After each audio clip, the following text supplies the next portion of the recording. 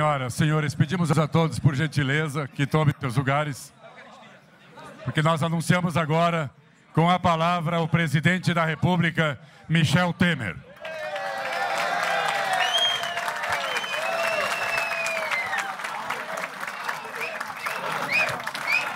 Olha, meus amigos, eu quero cumprimentar todos os ministros empossados, os senhores governadores, senhoras e senhores parlamentares, familiares, amigos, senhoras e senhores. Eu pretendia que esta cerimônia fosse extremamente sóbria e discreta, como convém ao momento que vivemos. Entretanto, eu vejo o entusiasmo dos colegas parlamentares, dos senhores governadores, e tenho absoluta convicção de que este entusiasmo deriva precisamente da longa convivência que nós todos tivemos ao longo do tempo. Até pensei, num primeiro momento, que não lançaria nenhuma mensagem nesse momento. Mas percebi, pelos contatos que tive nestes 2 últimos dias, que indispensável seria esta manifestação. E minha primeira palavra ao povo brasileiro é a palavra confiança. Confiança nos valores que formam o caráter de nossa gente, na vitalidade da nossa democracia. Confiança na recuperação da economia nacional, nos potenciais do nosso país, em suas instituições sociais e políticas, e na capacidade de que, unidos, poderemos enfrentar os desafios deste momento que é de grande dificuldade. Reitero, como tenho dito ao longo do tempo, que é urgente pacificar a nação e unificar o Brasil. É urgente fazermos um governo de salvação nacional. Partidos políticos, lideranças e entidades organizadas e o povo brasileiro hão de emprestar sua colaboração para tirar o país desta grave crise em que nos encontramos. O diálogo é o primeiro passo para enfrentarmos os desafios para avançar e garantir a retomada do crescimento. Ninguém, absolutamente ninguém, individualmente, tem as melhores receitas para as reformas que precisamos realizar. Mas nós, governo, parlamento e sociedade, juntos, vamos encontrá-las. Eu conservo a absoluta convicção de que é preciso resgatar a credibilidade do Brasil no concerto interno e no concerto internacional, fator necessário para que empresários dos setores industriais, de serviços, do agronegócio, e os trabalhadores, enfim, de todas as áreas produtivas, se entusiasmem e retomem em segurança com seus investimentos. Teremos de incentivar de maneira significativa as parcerias público-privadas, na medida em que este instrumento poderá gerar emprego no país. Sabemos que o Estado não pode tudo fazer. Depende da atuação dos setores produtivos, empregadores de um lado e trabalhadores de outro. São estes dois polos que irão criar a nossa prosperidade. Ao Estado compete, vou dizer aqui o óbvio, compete cuidar da segurança, da saúde, da educação, ou seja, dos espaços e setores fundamentais que não podem sair da órbita pública. O restante terá que ser compartilhado com a iniciativa privada, aqui entendida como a conjugação de ação entre trabalhadores e empregadores. O emprego, sabemos todos, é um bem fundamental para os brasileiros. O cidadão, entretanto, só terá emprego se a indústria, o comércio e as atividades de serviço estiverem todas caminhando bem. De outro lado, um projeto que garanta a empregabilidade exige a aplicação e a consolidação de projetos sociais, por sabermos todos que o Brasil, lamentavelmente, ainda é um país pobre. Portanto, reafirmo, e o faço em letras garrafais, vamos manter os programas sociais, o Bolsa Família,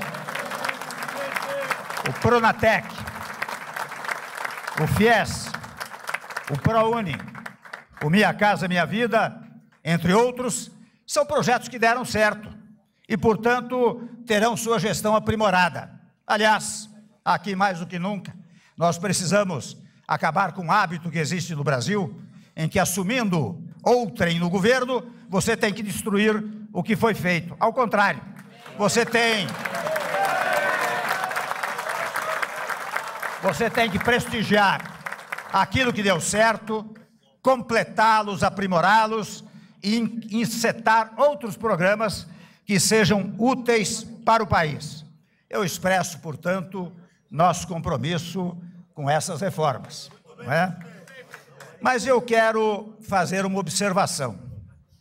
É que nenhuma dessas reformas alterará os direitos adquiridos pelos cidadãos brasileiros.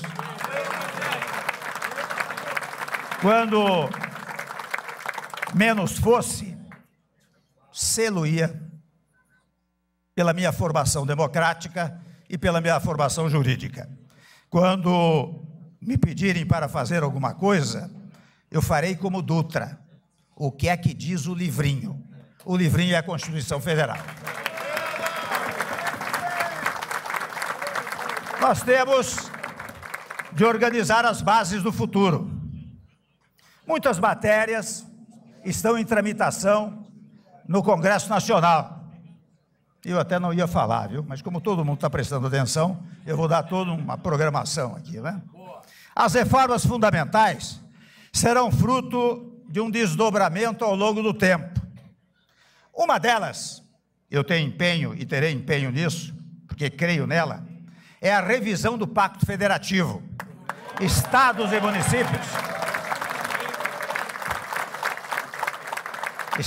municípios precisam ganhar autonomia verdadeira, sob a égide de uma federação real, não sob uma federação artificial, como vemos atualmente. A força da União, nós temos que colocar isso na nossa cabeça, deriva da força dos estados e dos municípios. Há matérias, meus amigos, controvertidas, como a reforma trabalhista e a previdenciária. A modificação que queremos fazer tem como objetivo, e só se este objetivo for cumprido, é que elas serão levadas adiante, mas tem como objetivo o pagamento das aposentadorias e a geração de emprego, para garantir o pagamento, portanto. Tem como garantia a busca da sustentabilidade para assegurar o futuro. Esta agenda, difícil, complicada, não é fácil, ela será balizada, de um lado pelo diálogo, e de outro pela conjugação de esforços. Ou seja, quando editarmos uma norma referente a estas matérias, será pela compreensão da sociedade brasileira. E para isso é que nós queremos uma base parlamentar sólida, que nos permita conversar com a classe política e também com a sociedade. Executivo e legislativo precisam trabalhar em harmonia e de forma integrada, até porque no Congresso Nacional é que estão representadas todas as correntes de opinião da sociedade brasileira. Não é apenas no Executivo. Lá no Congresso Nacional estão todos os votos de todos os brasileiros. Portanto, nós temos que governar em conjunto. Água. Só física, né? O resto vai bem. Então, nós vamos precisar muito da governabilidade. E a governabilidade exige, além do que eu chamo de governança, que é o apoio da classe política do Congresso Nacional, precisa também de governabilidade, que é o apoio do povo. O povo precisa colaborar e aplaudir as medidas que venhamos a tomar. E, nesse sentido, a classe política, unida ao povo, conduzirá ao crescimento do país. Todos os nossos esforços estarão centrados na melhoria dos processos administrativos, o que demandará maior eficácia da governança pública. A moral pública será permanentemente buscada por meio dos instrumentos de controle e apuração de desvios. Nesse contexto, tomo a liberdade de dizer que a Lava Jato tornou-se referência e, como tal, deve ter prosseguimento e proteção contra qualquer tentativa de enfraquecê-la. O Brasil, meus amigos, vive hoje sua pior crise econômica. São 11 milhões de desempregados, inflação de 2 dígitos, déficit quase de 100 bilhões de reais, recessão e também grave a situação caótica da saúde pública no Brasil. Nosso maior desafio é estancar o processo de queda livre na atividade econômica, que tem levado ao aumento do desemprego e à perda do bem-estar da população. Para isso, é imprescindível reconstruirmos os fundamentos da economia brasileira e melhorarmos significativamente o ambiente de negócios para o setor privado, de forma que ele possa retomar sua vocação natural de investir, de produzir e gerar emprego e renda. De imediato, precisamos também restaurar o equilíbrio das contas públicas, trazendo a evolução do endividamento do setor público de volta ao patamar de sustentabilidade ao longo do tempo. Quanto mais cedo formos capazes de reequilibrar as contas públicas, mais rápido conseguiremos retomar o crescimento. A primeira medida na linha desta redução está, ainda que modestamente, aqui representada. Já eliminamos vários ministérios da máquina pública. E, ao mesmo tempo, nós não vamos parar por aí. Já estão encomendados. Bem que eu pedi uma pastilha. Já estão encomendados estudos para eliminar. Chega. É muito. Já estão encomendados estudos para eliminar cargos comissionados e funções gratificadas.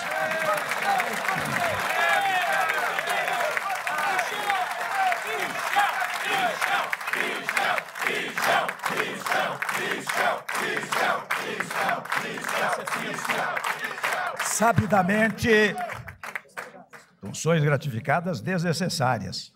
Sabidamente, na casa de milhares e milhares de funções comissionadas. Eu quero também, para tranquilizar o mercado, dizer que serão mantidas todas as garantias que a direção do Banco Central hoje desfruta para fortalecer sua atuação como condutora da política monetária e fiscal. É preciso, meus amigos, e aqui eu percebo que eu fico dizendo umas obviedades, umas trivialidades, mas que são necessárias, porque ao longo do tempo eu percebo como as pessoas vão se esquecendo de certos conceitos fundamentais da vida pública e da vida do Estado.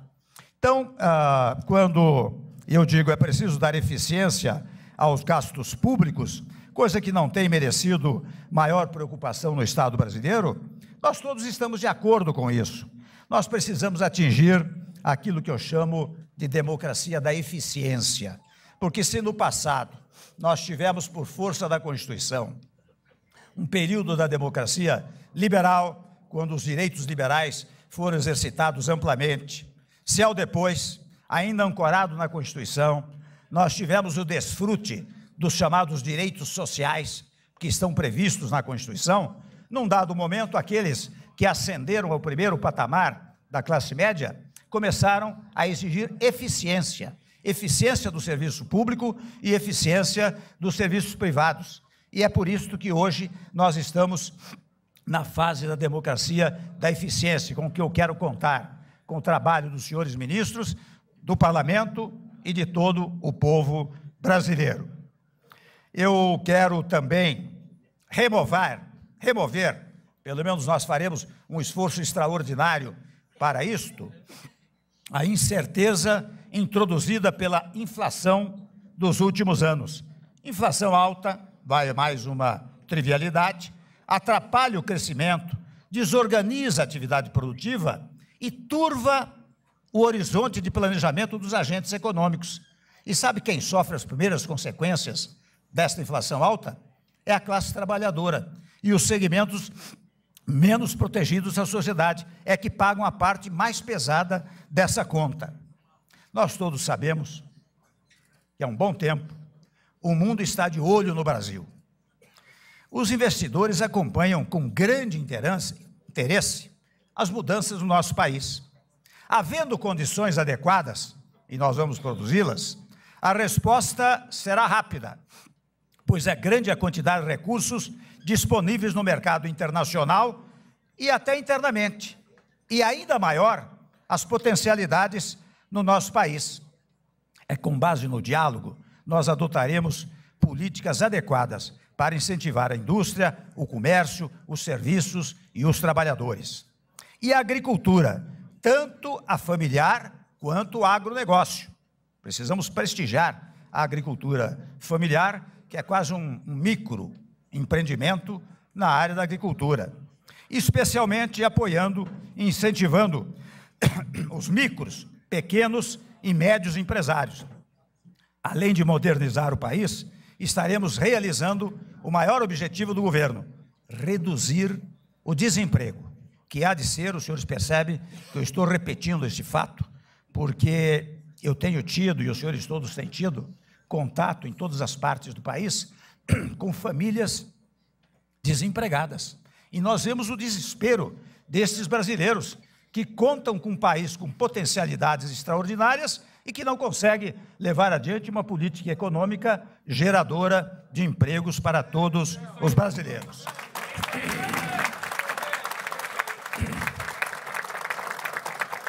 Quero falar um pouco sobre a atuação na linha interna e externa do Brasil. E esses princípios estão consagrados na Constituição de 88, senador Mauro Benevides. que nós ajudamos a redigir, não é?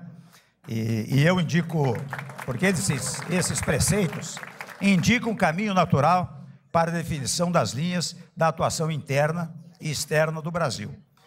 Os senhores veem que eu insisto muito no tema da Constituição, porque, a meu modo de ver, toda vez que nós nos desviamos dos padrões jurídicos, e o direito existe exata e precisamente para regular as relações sociais, quando nós nos desviamos dos limites do direito, nós criamos a instabilidade social e a instabilidade política. Por isso que eu insisto sempre na invocação do texto constitucional. Pois muito bem, nesta Constituição, a independência nacional, a defesa da paz e da solução pacífica de conflitos, o respeito à autodeterminação dos povos, a igualdade entre os Estados, a não intervenção, a centralidade dos direitos humanos e o repúdio ao racismo e ao terrorismo, dentre outros princípios, são valores profundos de nossa sociedade e traçam a imagem de um país pacífico e ciente dos direitos e deveres estabelecidos pela nossa Constituição. São, meus amigos, esses elementos de consenso que nos permitem estabelecer bases sólidas para a política externa que volte a representar os valores e interesses permanentes do nosso país.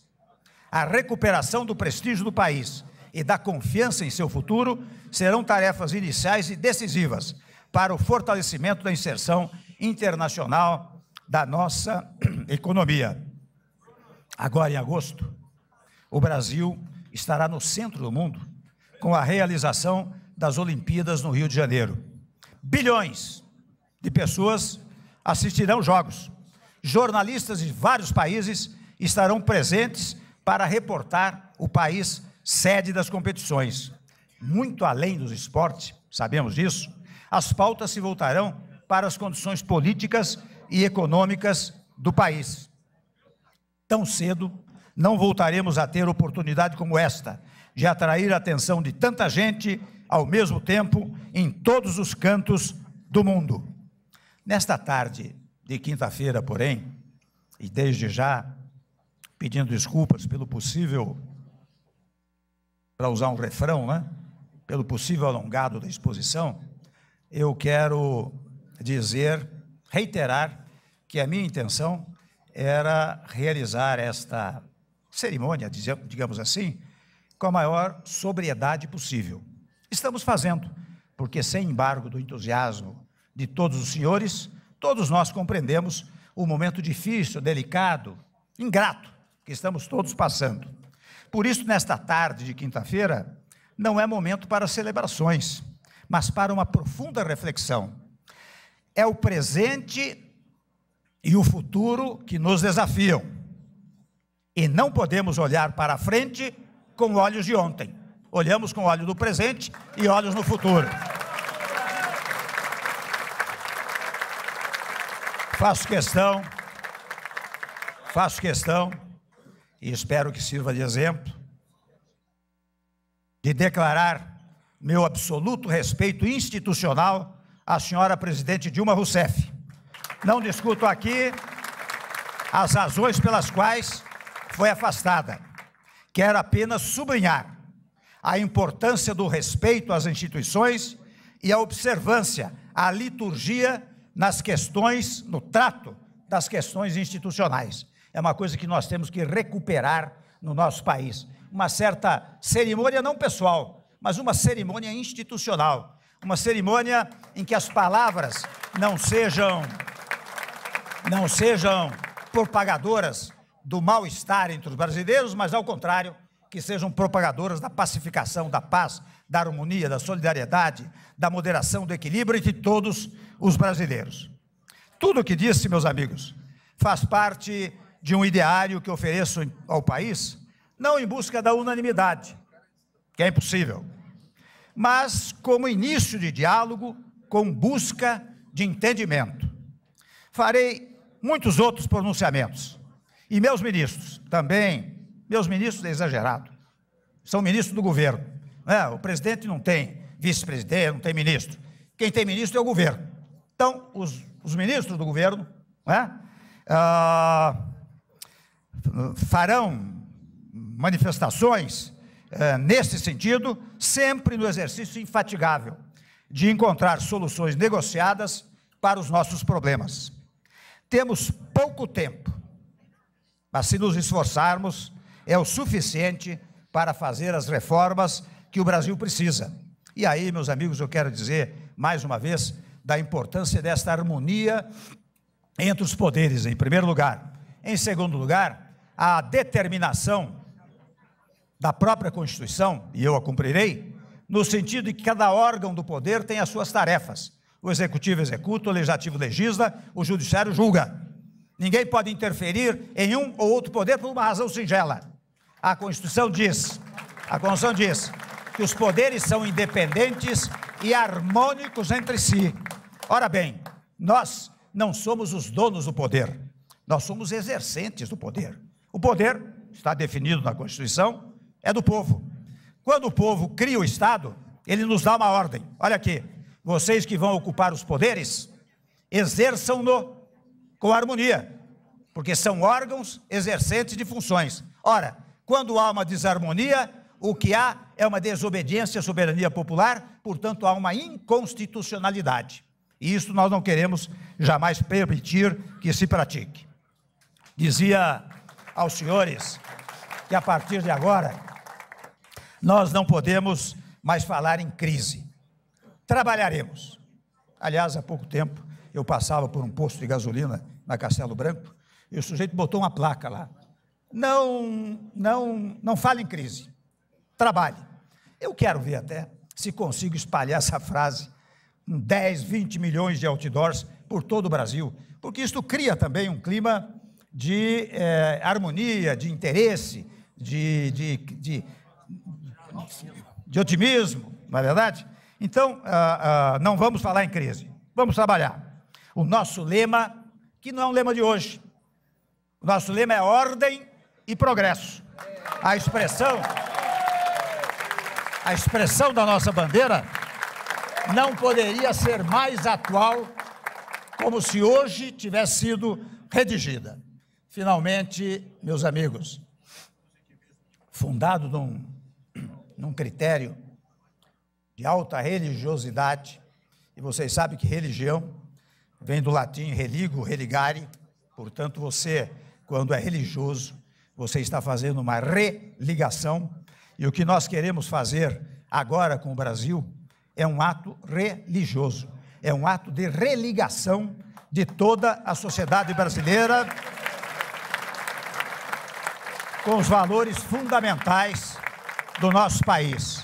Por isso que eu peço a Deus que abençoe a todos nós, a mim, a minha equipe, aos congressistas, aos membros do Poder Judiciário e ao povo brasileiro, para estarmos sempre à altura dos grandes desafios que temos pela frente.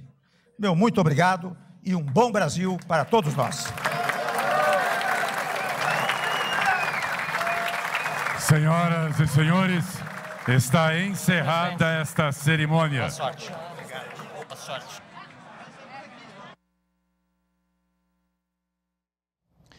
Você acompanhou ao vivo do Palácio do Planalto a cerimônia de posse conjunta dos ministros da equipe do presidente interino Michel Temer.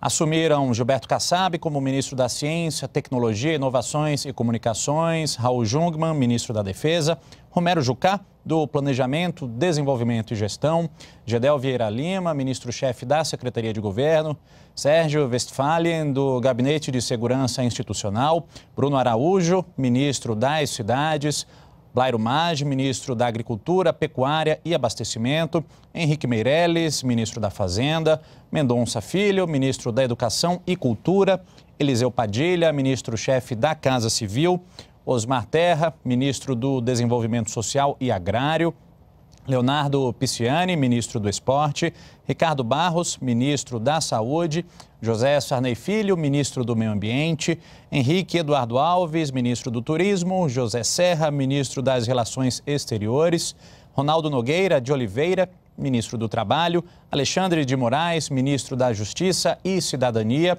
Maurício Quintela, ministro dos Transportes, Portos e Aviação Civil, Fabiano Augusto Martins Silveira, ministro da Fiscalização, Transparência e Controle, Fábio Osório Medina, na Advocacia Geral da União, Helder Barbalho, ministro da Integração Nacional, Fernando Coelho, ministro de Minas e Energia, e Marcos Pereira, da Indústria, Comércio e Serviços. Durante a cerimônia, Michel Temer fez o primeiro pronunciamento desde que assumiu o cargo. Ele afirmou que o atual momento vivido pelo país exige sobriedade e que a palavra que deve ser dirigida ao povo brasileiro é confiança. Confiança na democracia, na capacidade de recuperação e no povo. Nós podemos voltar a qualquer momento com outras informações. Continue com a gente aqui na NBR, a TV do Governo Federal.